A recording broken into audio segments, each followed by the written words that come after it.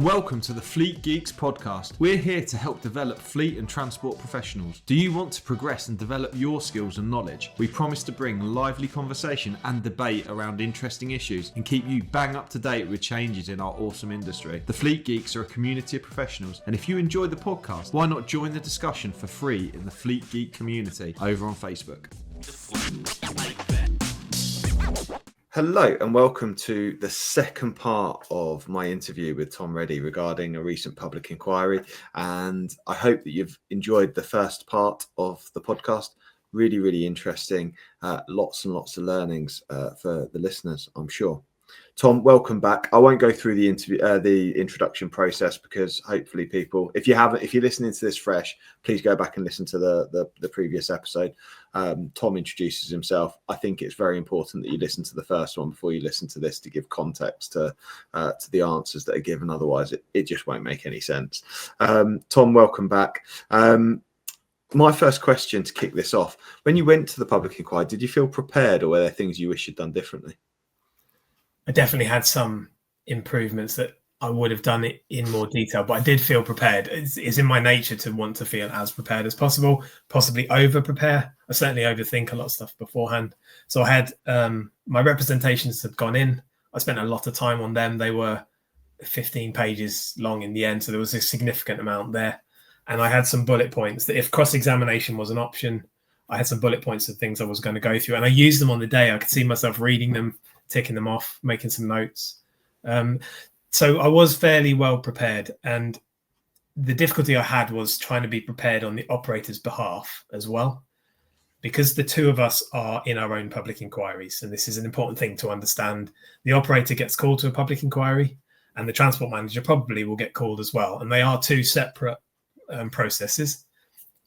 And as the transport manager, I cannot advocate for the operator. So I did actually ask this on the day, and I had to be asked to stop a couple of times because I was straying towards speaking on the operator's behalf, which I can't do. And I was doing that for two reasons: because the operator's not good at speaking in that environment, and it's their first public inquiry, and they're also not good at articulating what they wanted to say. Maybe I'll have more experience with that. But I had to accept that on face value, that I could do what I can from my perspective, but when it came to the operator, I couldn't.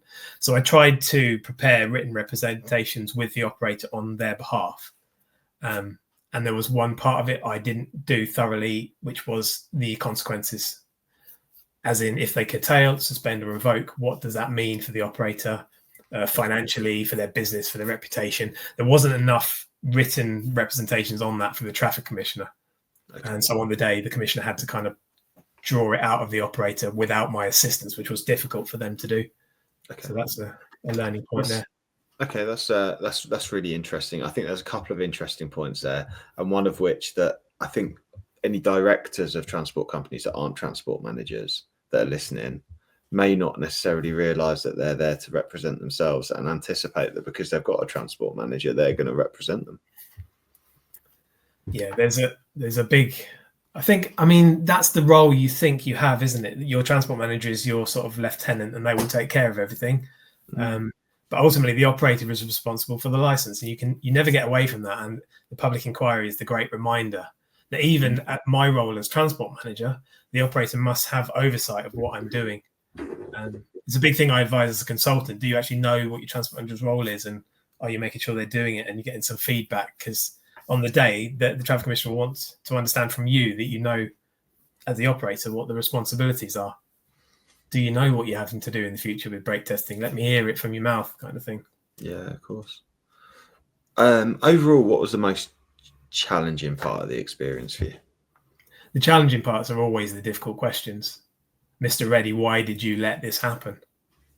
Given that you know, or you should know, or it's assumed that you know.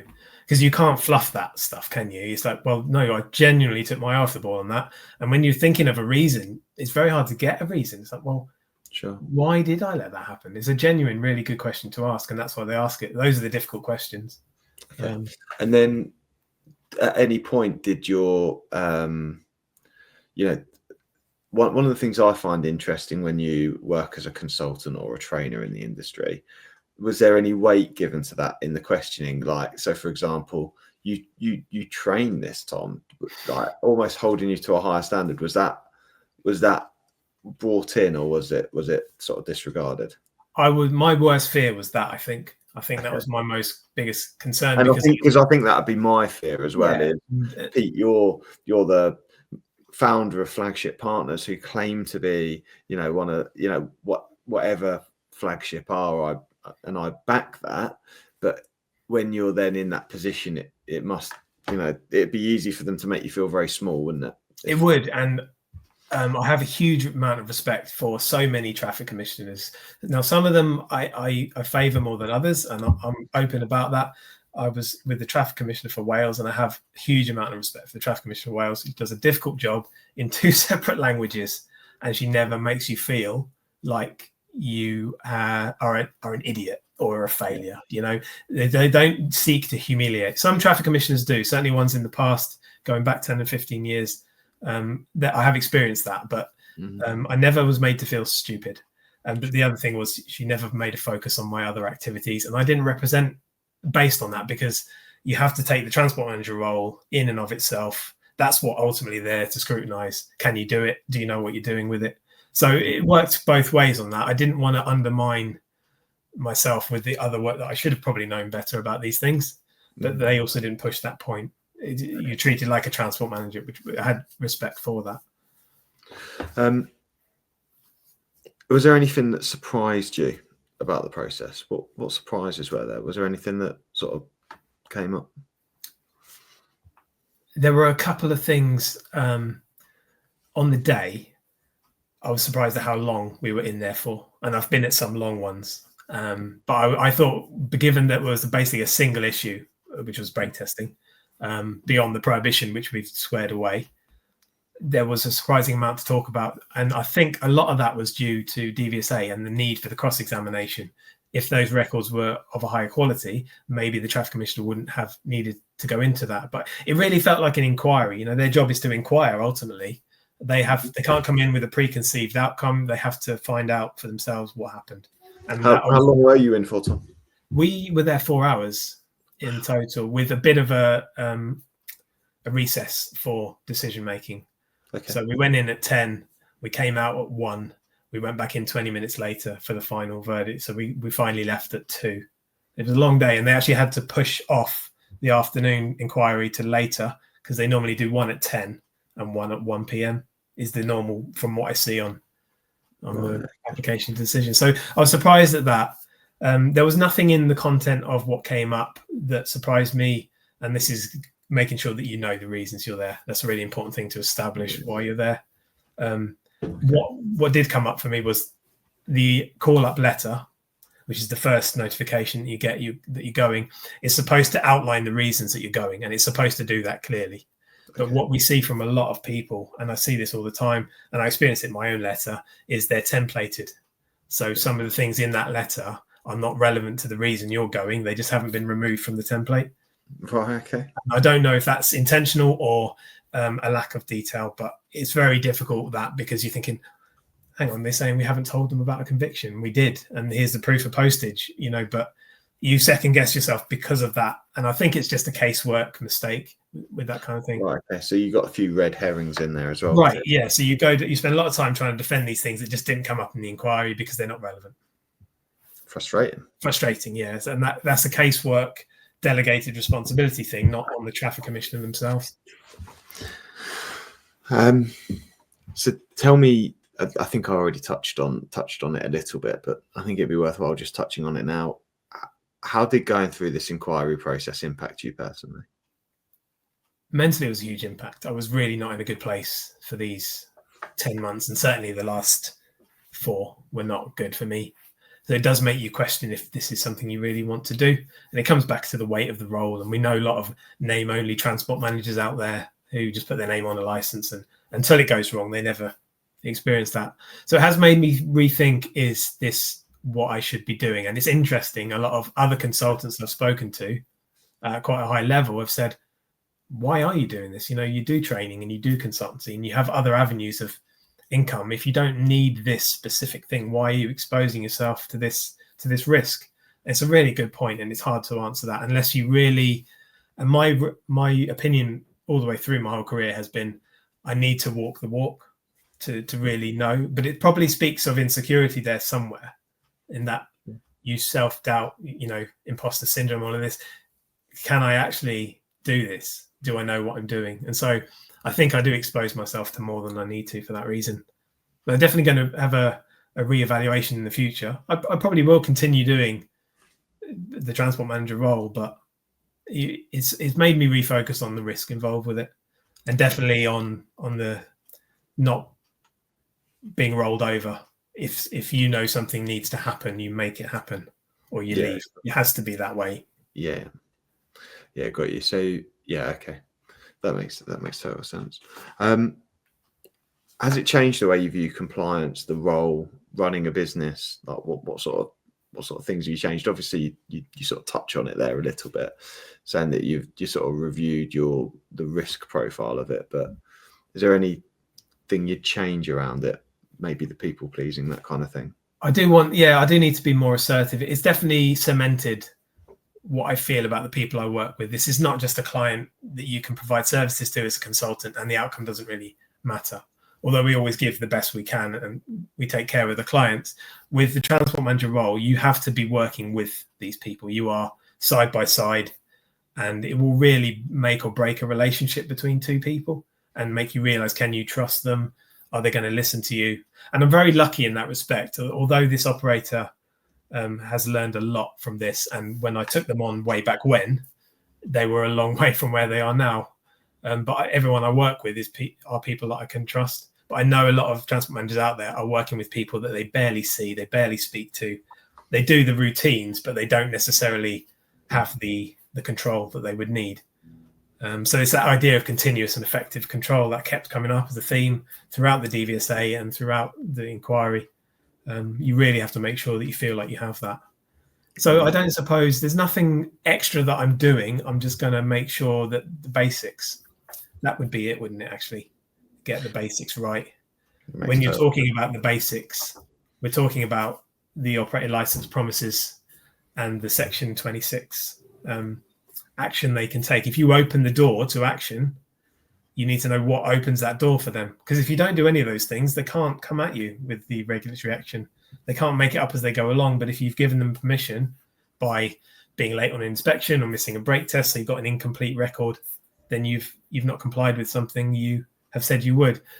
The other thing out of your control a little bit is if you do get a prohibition, that opens the door. That's what the legislation says. If you've received a prohibition in the last 5 years, then that door is open to them, whether or not they choose to use it, but they can.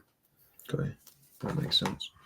I know during the prep for the podcast, as we sort of spoke about it, I asked you to sort of prepare maybe 10 things, something like that. Now's sort of a good time for that. What are the lessons? I know you've prepared some answers to this. What are your lessons from the process? What are the things you take away? What are the things that listeners really could benefit from knowing? I wanted to thank you for asking that question. Actually, when you did a few weeks ago, you sent me can you let's talk about this, because it really made me focus on after it, like debriefing myself in a way. I appreciate that. Yeah, like that review process. Yeah, because I wanted the transcript from the inquiry until I asked them how much they wanted for that, and then it made me think, do I really want that for that? But this has kind of been a bit of closure of these lessons. So the benefit of the listeners, what is the cost of the transcript for a public inquiry? So given the length of our public inquiry, I'm sure that has something to do with it, but they wanted 600 and something odd plus the VAT. And it's not the traffic commissioners, by the way, so it's no reflection on them. They outsource it to an external provider who's a private provider, and they charge what they charge. Okay. But it did seem a lot for what it was. And given that they're probably going to use some sort of AI tools to produce that anyway, it's just not the kind of money that I want to part with on my scale. A big company, maybe so, but yeah, I don't think it's worth it. Okay, talk us through it. I'm pleased it was worthwhile for you, though. Yeah, there's a level of catharsis in it. There was definitely, and I thought when I put them down on paper, I thought, yeah, you know what, that's an end point. I think the first one I've written down, and I don't want this to be taken the wrong way, but it's the DVSA are not your friends, and what I mean by that is their job is not to go out there and do you any favors. But I will contrast this with what I've experienced in my career with the likes of policing, and particularly roads policing. Police have a lot of discretion to take action or not, depending on what they feel about you, the circumstances, the way you talk to them, these kind of things. And I notice a lot of roads policemen police people are very pragmatic about that. If they can give you some advice and a quiet word in your ear and, send you, they often will. And maybe your experience may differ, but DVSA do not do that. And that is led by, clearly it's a policy-led thing because they are all on the same page. But if you get pulled in with a prohibition, they will give you the prohibition. If it's endorsable, they will give you the points on your driving license. If it's a most serious infringement, they will push that through so it flags to the traffic commissioner. And the same with the maintenance investigation. If the I's aren't dotted and the T's aren't crossed, they will go into the sanctions policy and they will prosecute, if that's the right word, to the maximum extent they're able to. So you need to have your eyes open to that, because they're not going to do you any favors, and whether they want to or not. And this applies to the annual testing regime as well. Maybe if you meet them at a trade show or you're speaking to earned recognition, the attitudes will be very different. But at the roadside, their job is enforcement. That's the name of the game. And I don't buy into this self-funding thing. So the more they fine you, the more money they make. It's not that. They make money for the services they provide. And any organization that is self-sustaining has got to be a good thing. But so I believe that they're doing the right thing, but they're just not there to do you any favors. Just be aware of that. So don't expect anything different. And therefore, make sure you know what those outcomes are. What are your most serious infringements that are going to land you in trouble? Because they may be different to what you think. Hi, I'm Shani from Flagship Partners. We're proud to sponsor the Fleet Geeks podcast, your go-to source for all things fleet management. If you're looking for expert advice or high-quality training for your fleet business, make Flagship Partners your first choice. We're also thrilled to announce the launch of our Fleet Academy, designed to support and develop future fleet leaders through expert-led and career-focused training. Our offering includes fully accredited courses such as the Transport Manager CPC training, CPC refresher courses, OLAT training, plus ongoing mentoring, support and professional development beyond the qualification. Our vision is simple: to develop elite fleet professionals who drive excellence across the industry. Let's shape the future of our fleet management together. So that's number one. The others are related to the experience itself. Now, given the amount of public inquiries I've been part of, I was fairly sure I understood. But if you don't understand anything about the call-up letter or what's contained in the brief or the reasons you're there, then get some expert advice, whether that's a transport lawyer or consultant, like the kind of thing we do, or speak to the kind of trade associations, whatever you need to do to understand that this is really serious and you need to figure out where it came from. So that's a big one. What I would highly recommend is, if you have an issue such as our brake caliper. Now, with this caliper, I prepared an engineering report, which is something I'm used to doing from a previous life. And I got a technical expert to sign off on it based on the caliper was failed in this particular way. So the warning didn't activate on the potentiometer, and therefore the warning was not on the dashboard. And that's a question of fact. And the traffic commissioner was grateful of that, because it basically undermined the S marking of the prohibition. But you're not going to get that unless you get that expert advice. So don't underestimate the value of expert witnesses, people in the fields who can provide, if you have a genuine thing that you're trying to defend. If they have you on something and you're banged to rights, then there's nothing much you can do. But if there is some, make sure you rely on those expert witnesses.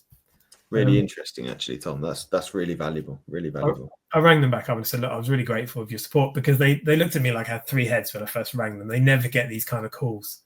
Yeah. They're just working on what they're working on, but it's valuable to take the time to do that. It's why I reached out to Beaumont. It's why I reached out to Airtech. And it reflects directly on these organizations as well. So I kind of know who my friends are as well in the future. Sure. Related to that is making solid representations. Don't ignore the opportunity to get in your representations beforehand, because the traffic commission will take the opportunity to read them before the inquiry. Might save a lot of time on the day clearing things up. So solid representations for the transport manager and the operator really stood me in good stead. And related to that is, don't wait until the public inquiry. Get your house in order before you go, because they're looking to make a decision on the day. If you're not 100% compliant with evidence, ideally for the last 3 or 4 months, by the time you get to the inquiry, they will have something on you. So you really need to make sure that when the prohibition happens, you investigate it, you deal with it, you fix whatever the problem was. In our case, we just bought a better vehicle with better dynamic brake monitoring systems on it. And that's what was needed. So don't think you can just bluff your way through it on the day. Sure. Evidence is much stronger than assurances given. You can say everything in the world and promise everything, but if you can show that you've done it, then you're in the best position. Actions speak louder than words and all that. Yeah, definitely. And that's related, jump on that PG9 immediately, whatever it is, whether it's immediate, delayed, S-marked, obviously S-marked being the most serious. Don't leave it and don't pretend it will go away, because it won't. It'll be on your OCRS score. DVSA looking at it, the traffic commissioner will see it as well. Yeah. So those are the key points sort of about preparation. The other thing is understand what's important. We know the vast amount of things you have to do, from low security risk assessments to AdBlue monitoring to safety recalls, all of this stuff. It's not all equal. Okay, some things are really important because they keep people alive, or they keep the traffic commissioner away from your license, and you need to know what those things are. And they don't all carry the same weight. This was a lesson for me. What is going to open the door to that section 26? And have I got the basics right? If you're looking at fancy spot checks that you do on a nice bespoke form, all of that stuff, unless you're getting your inspections on time, your inspections complete with the brake test in the right way, all the extra stuff is just fluff. And to be honest, my experience was they're not interested. They don't look at it. They want to see the basics. They got a lot to do. If you've not got the basics right, that stuff doesn't matter. So it's about fundamentals, going back to those undertakings. You can have the most detailed audit in the world, but you've got to get the basics right. Those are the key things about sort of preparing your work for the inquiry. Mm-hmm. Understand that the casework can be sloppy. Mm-hmm. This is not the traffic commissioner's work. This is the caseworkers at the office of the traffic commissioner, or the people working in the local offices. They will make mistakes. Sure. The case summary in our particular case was full of errors, and I had to point them out in written representations. It's only fair that the data is accurate, but understand that will happen. If you're expecting anything less, then you're going to just come up against disappointment. But if you expect mistakes in it, then you can take them on and point them out politely and say, look, I'm sorry, but this is not correct. It was a particular mistake into something I would promise to do. I'd said in my letter of the investigation, we will brake test in this way. And the case summary, because it had been read too quickly, said the transport manager promised to do this in this way, and they got it completely wrong, what I'd said, just from reading too fast. So not only was the call-up letter had errors, but also the case summary as well. Yeah, the case summary, the brief, on the OCRS itself, the elements were added to it at weird times and at different points levels than they should have been. There were mistakes everywhere. So it really comes back to knowing how these systems all work. Sure. These last couple of points are more to do with the overall kind of principles. One of them sounds a little bit cynical. Okay, so just bear with me on this. But when it comes to not trusting anyone, that sounds like a grumpy old hermit living on a mountain. I don't trust anyone. Quite the cynic, Tom. Quite the cynic. But it comes back to those ABC things that we talk about. If you assume nothing and believe nobody, and you check everything, then you're not going to leave yourself hanging out there. But when it comes to trusting people, like in my particular case, Urtec and Beaumonk, they're not going to stand and back you up when it comes to it, regardless of what they think they know or they told you at the time. If it wasn't written down, it didn't happen, unless you can prove it. They're not going to stick their neck out for one transport manager or one small operator. So make sure you're watching your back and doing what you need to do at every stage. Evidence everything. And that's just about protecting yourself, honestly, especially as an external transport manager. There's no one coming to save you. Figure out what your non-negotiables are. What is absolutely your line in the sand where you will not compromise. And obviously for me, that's always going to be brake testing now. It has to be done this way and the only way it can be done.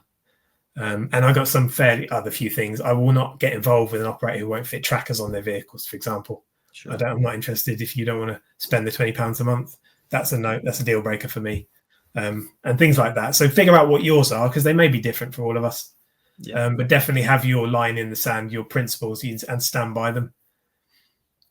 And the last one is understand the weight of this job. Do not mess about with being a transport manager if your heart isn't in it fully, because you're certainly going to feel like you wish you had taken it more seriously if you get to public inquiry. And thankfully, that wasn't my experience, because I do take it seriously. Sure. But you can end up there anyway, regardless of how well it goes. It only takes one roadside prohibition, which could be for a mechanical failure. And the one thing we know about every truck on the road is they will all fail eventually. Sure. So knowing your liabilities in that way is... I think that's absolutely brilliant. And I think I think I'm comfortable. I've only got one last question. I've not prepared you. I've not prepared you for this one. Sure. But it's one that sort of come to me as you've been speaking, because I know that it'd be the thing that would probably hurt me about the process. And I think we have a challenge in the industry with this. Now, there'll be people that will make judgment about this without knowing the facts, if that makes sense, or going, well, just the term judgment in general encompasses quite a lot of what I mean. People will pass judgment that there's been a public inquiry, that there's no smoke without fire, there's, that you must have been doing something wrong, and that therefore if you make mistakes, there's a lack of competence or whatever that there may be. Whereas you and I both know that mistakes happen and we make errors and things go wrong, and we're willing to admit that. What's your thoughts around the judgment there? What would you say to that person who's passing a judgment around it? Yeah, there's a great phrase from history about this one, isn't there? That those in glass houses shouldn't throw stones, because it will come to you, and then we can pretend. And on a long enough timeline, you might get away with something for 10 or 15 years. But if you're truly doing this job, and with the kind of work we do, Pete, we don't work with the necessarily compliant operators. We pick the ones that need our help, or they pick us, and we decide to work with them or not. And it will come to you. And it's being humble enough to, take a deep breath and go, okay, I have messed up. I'm human, and that's okay. And I grew up in an environment where mistakes were not okay. Both, at home and in the military, you cannot make mistakes. Sure. And so it really wounds me quite deeply when I do make a mistake, because in the life I know, it's not part of being human, but it is, right? We will all drop the ball. With certain circumstances in life as well. We haven't talked about the impact of personal lives on these kind of things, that you take your eye off the ball 1 week and miss a brake test or something. So, yeah, I mean, I am getting better because I'm surrounded by people like yourself, Pete, who will go out to bat for me and say, look, this guy knows his stuff. And, the transport solicitors that we work closely with, they say the same thing. And I have to focus on the people who really know me and see what I do, to have, they're as surprised at the outcome as I am in some respects. And the people whose opinions, it's like people's opinions of you is none of your business, is it? I'm sure you said that before at times. It's like, you just have to accept that everyone will have an opinion and they're entitled to it. But you somehow have to not let it inside, which is easier said than done, especially for me. But I also don't invite it. So I'm not going to have a big Facebook debrief on this, because I'm not going to invite all that stuff in. It's there. It's published. You can find it if you want to. I know the circumstances. The traffic commissioner knows the circumstances.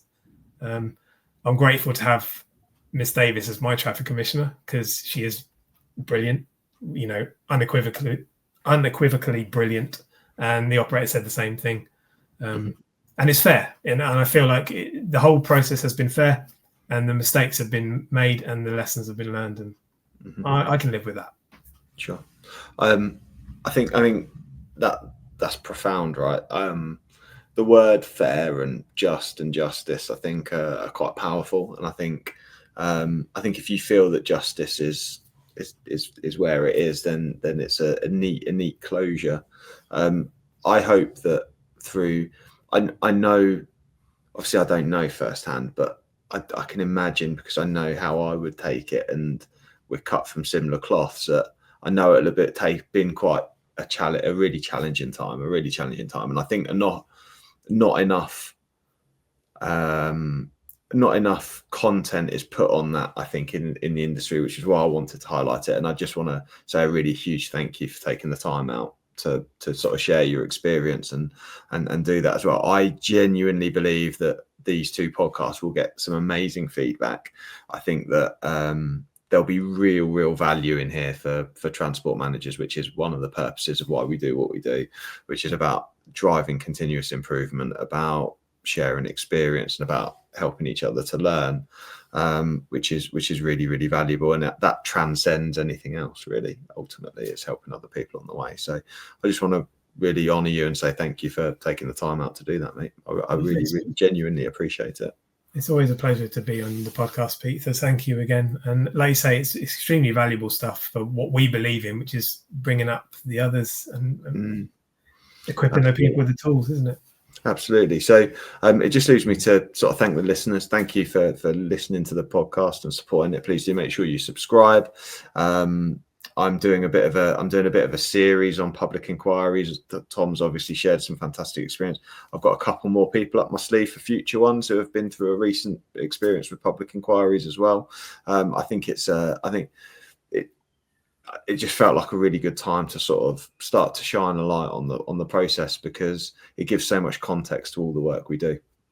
And Tom, really appreciate you taking the time. I'm gonna call it a day. So thanks for listening. Please do send feedback. Please do drop comments and let me know how powerful the podcast has been for you. Thank you. I hope you enjoyed today's episode. If you did, please share with your friends and colleagues too. Join us for free on Facebook with the Fleet Geeks community for transport and fleet managers. Fleet Geeks offers ongoing professional development, networking and mentoring too. So get in touch with me, Pete Rushmer, on any social media platform to find out more.